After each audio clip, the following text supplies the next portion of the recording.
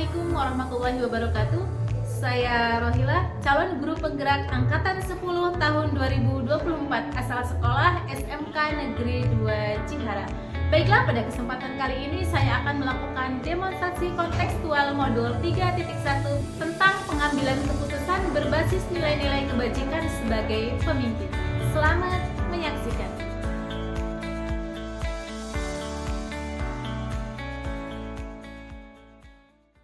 Assalamualaikum warahmatullahi wabarakatuh. Waalaikumsalam warahmatullahi wabarakatuh. Terima kasih Pak sudah memberikan waktunya untuk saya berbincang-bincang pada sore hari ini terkait dengan pengambilan keputusan berbasis nilai-nilai kebajikan sebagai seorang pemimpin. Ini merupakan salah satu tugas demonstrasi kontekstual modul 3.1. Baik Pak, kita langsung saja. Untuk yang pertama, mungkin selama ini Bapak pernah dihadapkan dengan berbagai kasus-kasus di sekolah ini ya Pak. Bagaimana Bapak bisa mengidentifikasi mana itu kasus yang termasuk kasus rujukan moral dan mana yang termasuk ke dalam dilema etika? Ya, saya rasa antara dilema etika dan rujukan moral ini hampir sama ya penyelesaiannya dalam menghadapi sebuah permasalahan dalam sebuah organisasi atau instansi atau lembaga apapun. Biasanya dan kalau bisa harus selalu ke arah profesional. Profesional itu apa? Ya tergantung pekerjaan kita di bidang apa. Kebetulan pekerjaan kita di bidang pendidikan atau sekolah, maka kembali lagi apakah keputusan itu akan menyangkut positif negatifnya terhadap sekolah. Kalau positif ya kita ambil keputusannya gitu, kalau negatif terhadap sekolah ya cenderung kita hindarkan ya, seperti itu. Baik Pak,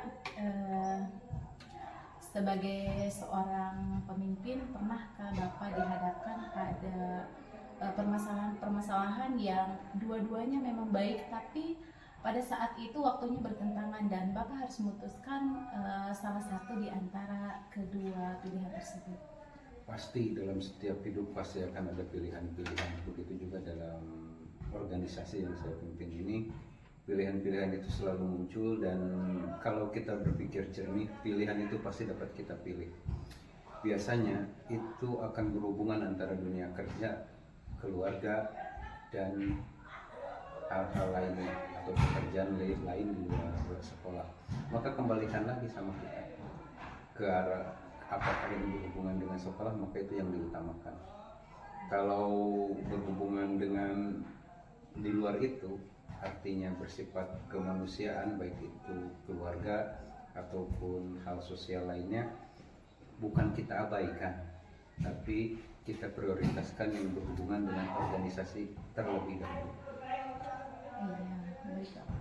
Atau kalaupun sama-sama dalam sebuah pekerjaan, misalkan yang satu berkaitan dengan kurikulum, yang satu berkaitan dengan sarana, mana yang lebih didahulukan tergantung masalahnya apa. Kalau yang lebih pentingnya kurikulum, maka kurikulum yang didahulukan. Kalau yang lebih pentingnya sarana yang berkaitan terhadap kinerja sekolah, maka itu yang diutamakan. Baik Pak. Adakah langkah-langkah yang Bapak lakukan sehingga dalam pengambilan keputusan Bapak yakin dengan komitmen yang Bapak ambil? Langkah-langkahnya ya seperti dokter saja. Pertama diagnosa dulu, inventarisir, lalu baru dia ambil keputusan. Tetap menerapkan langkah-langkah intinya ya Pak? Iya, ada selalu. Setiap keputusan harus dipertimbangkan baik dan buruk. Iya, baik Pak. Sebagaimana diketahui bahwa pengambilan keputusan itu kita dihadapkan pada 3 prinsip ya Pak. Yang pertama itu berbasis hasil akhir, yang kedua kita berbasis rule-nya atau aturannya, yang ketiga dikembalikan lagi kepada rasa peduli kita gitu kan. Dari ketiga prinsip tersebut, prinsip yang mana yang Bapak sering ambil dan itu merupakan efektif menurut Bapak? Pasti saya lebih cenderung ke arah rule, karena kalau rule-nya sudah benar, hasilnya juga akan Baik. Baik ya, intinya Bapak lebih mengambil ke arah rule-nya, aturannya yang dipegang ya Pak.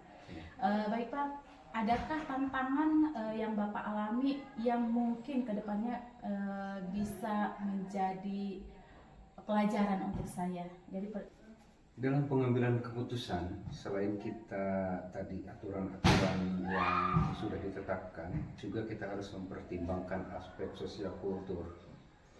Nah, terkadang aspek sosial kultur ini bertentangan dengan tujuan atau langkah-langkah yang akan kita lakukan. Itu sangat penting, sosial kultur itu sangat penting sekali dalam menyelesaikan setiap masalah, karena beda lain ladang lain ilalang. Mungkin di suatu tempat cara tersebut efektif, di tempat lain belum tentu efektif. Jadi kita harus paham terlebih dahulu ladang yang kita garap seperti apa, baru kita bisa menerapkan strategi yang tepat seperti apa juga. Baik Pak, untuk menyelesaikan kasus dilema etika ini, apakah ada jadwal untuk menyelesaikannya? Apa ketika Bapak menemukan masalah langsung diselesaikan pada hari itu juga? Sebaiknya setiap permasalahan diselesaikan pada saat itu, jangan disimpan-simpan. Dan setiap penyelesaian permasalahan kita tidak membawa unsur-unsur subjektivitas. Kembalikan lagi pada objek permasalahannya apa. Kita tidak usah mempermasalahkan saya benci si Anu, saya tidak suka dengan si Anu, tapi kembali lagi objeknya apa, tujuannya tadi ke organisasi lagi. Berarti intinya tidak ada penjadwalan ya Pak, langsung diselesaikan. Jadwal ada, jadwal tetap harus ada, cuma jadwal ini tidak bisa kita merunutnya secara transparan banget, karena seringkali jadwal yang kita buat itu tidak sesuai dengan hal yang terjadi di lapangan. Jadwal tetap harus ada, tujuan-tujuan harus ada. Cuma kalau jadwal biasanya harus berunut, jam 7 kita harus ngapain, jam 8 harus ngapain. Nah, sementara dalam menyelesaikan masalah tidak selalu seperti itu. Bisa saja kita mulai dari jam 12, balik lagi ke jam 7 dan seterusnya. Baiklah. Jadi langsung ada permasalahan yang langsung diselesaikan pada hari itu juga, ada yang memang harus dipertimbangkan kembali gitu ya Pak, untuk mencari penyelesaiannya gitu. Baik, selanjutnya apakah ada seseorang yang Bapak libatkan dalam pengambilan keputusan? Selalu saya melibatkan orang lain, cuma keputusan tetap di saya. Orang lain itu hanya penimbang-penimbang saja. Keputusan tetap saya yang harus pegang, saya yang harus mengendalikan dengan tidak menyakiti orang-orang yang memberikan saran tersebut. Dari semua yang telah Bapak sampaikan, pembelajaran apa yang dapat Bapak ambil dari kasus-kasus yang sudah Bapak lewati? Waduh, kalau nanya pembelajaran, saya menikmati jalannya hidup begitu saja. Semuanya saya nikmati lah, semua perjalanan itu. Saya tidak bisa menghitungnya. Pokoknya saya menikmatinya saja, baik, buruk, suka, duka. Saya menikmati semua perjalanan. Baik Pak. Ada lagi Pak yang Bapak sampaikan dari wawancara kita sore hari ini? Apa ya saya harus sampaikan? Cukup barangkali menyebutkan itu ya. Iya, baik, terima kasih Bapak atas waktunya, dan terima kasih juga sudah diberikan dukungan terhadap program calon guru penggerak yang saya lakukan. Baik, terima kasih Bapak. Assalamualaikum warahmatullahi wabarakatuh. Waalaikumsalam warahmatullahi wabarakatuh.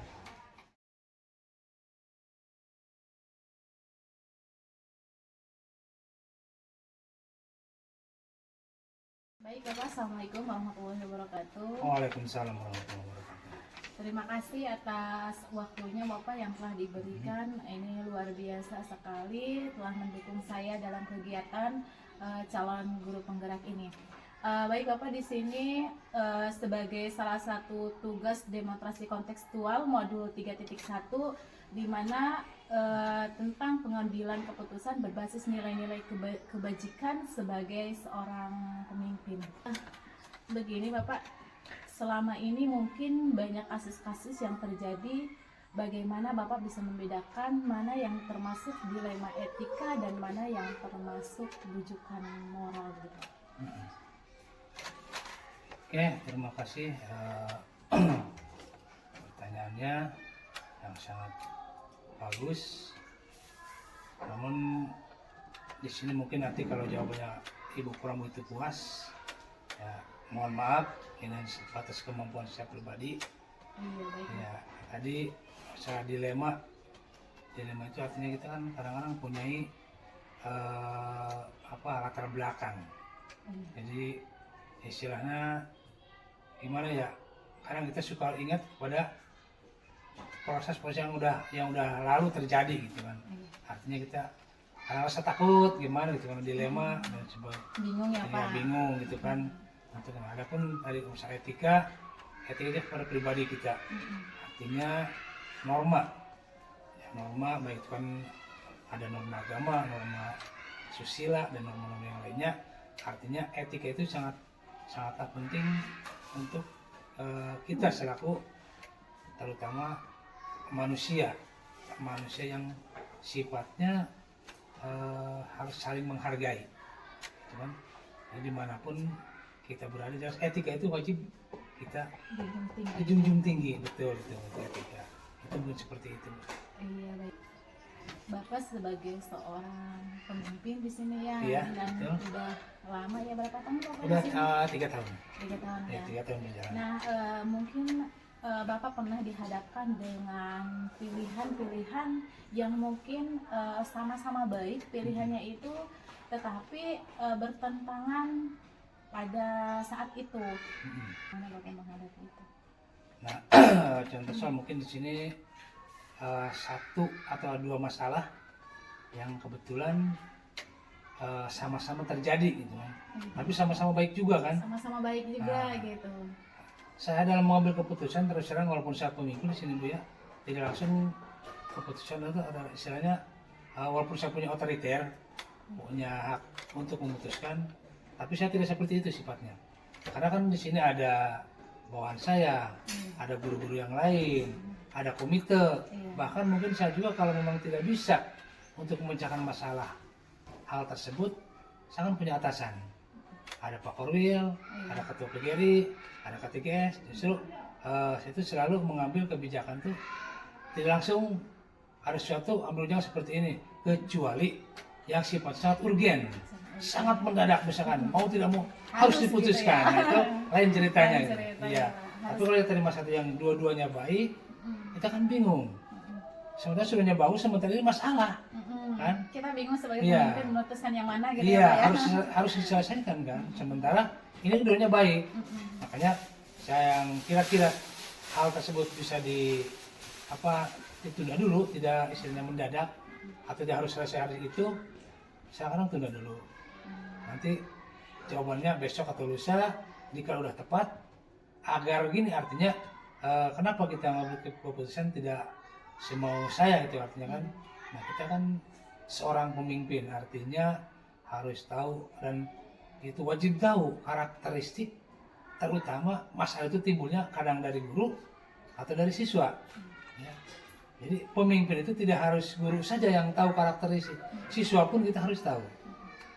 Kadang kan ini mas orangnya cepat marah, ini pendiam, tapi walaupun pendiam tapi misalkan membahayakan, itu seperti itu.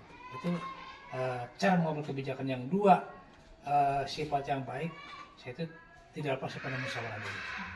Berarti intinya ketika dihadapkan pada persoalan yang sama-sama baik, Bapak memilih jalan untuk bermusyawarah dulu, baik itu dengan rekan kerja maupun dengan atasan Bapak itu sendiri ya. Betul. Iya baik Pak. Adakah langkah-langkah yang Bapak lakukan sehingga dalam pengambilan keputusan Bapak yakin dengan komitmen yang Bapak ambil?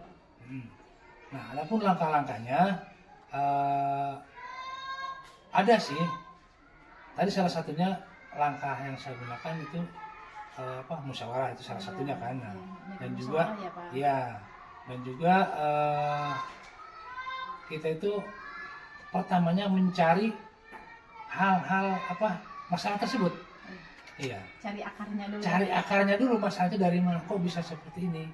Jadi tadi kan dua masalah yang berbeda tapi sifatnya baik, tapi kan belum tentu baik juga karena kita belum tahu akar masalahnya apa, sehingga langkah itu ngambil mencari akar masalahnya dulu. Itu yang saya.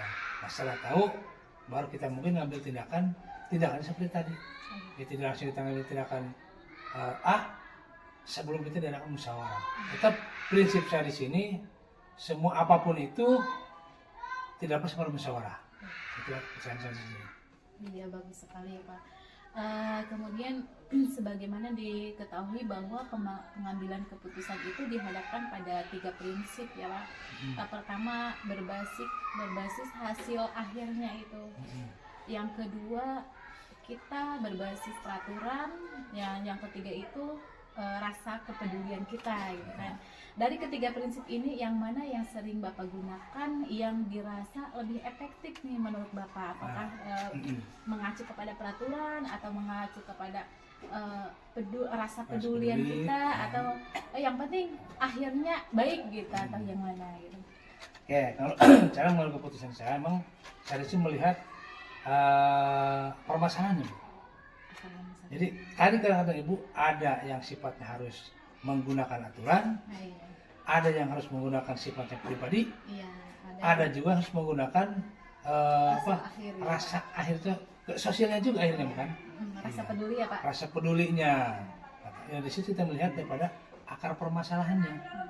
Kalau memang itu akar itu tidak bisa dengan pribadi gitu ya. Walaupun kita kasihan sama bawahan kita karena itu efek kasusnya hukum, itu kan harus aturan yang dijalankan gitu kan. Gitu ya. Mau tidak mau, contoh saya misalkan guru ini ada masalah dalam keluarga, itu kan bisa dengan sosial, dengan kepribadian kita kan, keluarga kan. Tapi kalau sudah berurusan dengan pekerjaan, otomatis itu aturan yang dibawa. Iya, berarti yang dipakai. Ketiganya itu disesuaikan dengan konteks permasalahannya. Nah, permasalahannya dulu seperti apa? Ya. Yang mungkin ketiga-tiganya pernah Bapak lakukan juga gitu ya Pak? Alhamdulillah insya Allah selalu gitu. Ya, yang 3 ranah tersebut itu menjadi acuan saya. Baik Pak. Kemudian adakah tantangan yang Bapak alami yang mungkin kedepannya bisa menjadi pelajaran untuk saya pada saat Bapak mengambil keputusan itu? Bapak gitu kan pada saat mengambil keputusan untuk masa kedepannya. Nah, gitu. Biar nanti saya bisa belajar nih dari Bapak gitu. Ya. Terima kasih. Untuk tantangan jelas Bu itu. Setiap masalah pasti tantangannya selalu ikut. Tidak terlepas. Tadi mau ngambil kebijakan secara pribadi, secara hukum, aturan, itu tantangannya selalu ikut di belakangnya. Pasti itu mah. Ya. Nah di situ kita makanya saya tidak berani, maksudnya tidak tergesa-gesa untuk mengambil keputusan karena tantangan tersebut. Apa sih efeknya nanti kalau saya ngambil A? Kalau misalkan saya putuskan dengan A, takut-takutnya nanti yang B-nya ini terjadinya apa gitu kan ke depannya. Jadi betul tantangan itu justru apalagi kalau sudah menyangkut pekerjaan. Pekerjaan saya paling takut karena itu menyangkut kepada pemerintah kan kaitannya. Ya misalnya tadi saya katakan guru saya atau guru-guru di sini ada masalah tentang pekerjaan itu yang sangat terus terang sangat kesulitan. Ada apa kesulitannya? Kita mengambil secara pribadi kan itu melanggar hukum ya. Gitu ya. Kita secara melanggar hukum kita juga punya sosial gitu kan kita juga manusia ya, Pak. nah itu dihadapkan pada dua sisi yang sangat sulit. Nah untuk itu kadang saya itu tadi saya katakan itu ngobrol saya dengan ketua PGRI apa sih Pak mudah-mudahan ada solusinya ya dengan K3S dengan Karwil bahkan dengan kepala sekolah yang lain. Jadi alhamdulillah kadang ada masukan kalau ini akhirnya ini, kalau ini, itu kan ke depannya. Mau yang mana yang diambil? itu kan kembali lagi ke kita akhirnya gitu. Kembali Ke kita lagi, kita iya. yang menentukan ya Yang Pak. menentukan kita tetap Iya. hanya kita ngambil dulu Referensi informasi, gitu ya, ya Pak. referensinya, sharing dengan yang lain. Takutnya saya mengambil kebijakan A, ternyata akhirnya B. Itu kan sangat berat juga gitu nantinya. Kembali lagi Iya, kepada diri kita. kepada gitu. diri kita sendiri. Baik Pak, tadi untuk menyelesaikan kasus dilema etika ini intinya Bapak tidak langsung mengambil keputusan ya, Iya, betul. melainkan bermusyawarah dulu, terus membuat jadwal dulu kapan saya akan menyelesaikan itu. Jadi tidak Betul. sembarang kita memutuskan tanpa dipertimbangkan dulu berarti Iya. ya Pak. Jadi Iya. ada langkah-langah yang Bapak tempuh untuk itu. Ada ya seperti tadi itu Iya. langkah-langkanya. Ya. Baik Bapak, adakah faktor atau seseorang yang dilibatkan untuk membantu Bapak dalam pengambilan keputusan yang Bapak pimpin? Ada Bu, tadi dari awal sudah kita sebut-sebut, di situ kan ada guru, ada komite, Ada guru, Ya. komite, berarti ya Pak. Terus dan juga kita kembali kepada permasalahan tadi ada juga. permasalahan tadi. Iya, apa sih akar masalahnya? Kalau memang guru ini bermasalahnya dengan masyarakat, misalkan ada sesuatu hal di masyarakat, ada pengaduan dari masyarakat, kita kan ngambilnya mungkin komite dulu, Iya. karena komite yang lebih dekat Yang dengan lebih dekat masyarakat, dengan gitu masyarakat, kan? iya. Ya komite kan penengah ke masyarakat, ke kita, ke lembaga kan sama. Nah, tapi kalau dengan urusan dengan kedinasan tadi K3S, Perwil, PGRI, teman yang lain, itu kan mulai kedinasan. Jadi kita itu hanya kadang masalahnya lihat titik-titiknya dulu, titik masalahnya apa?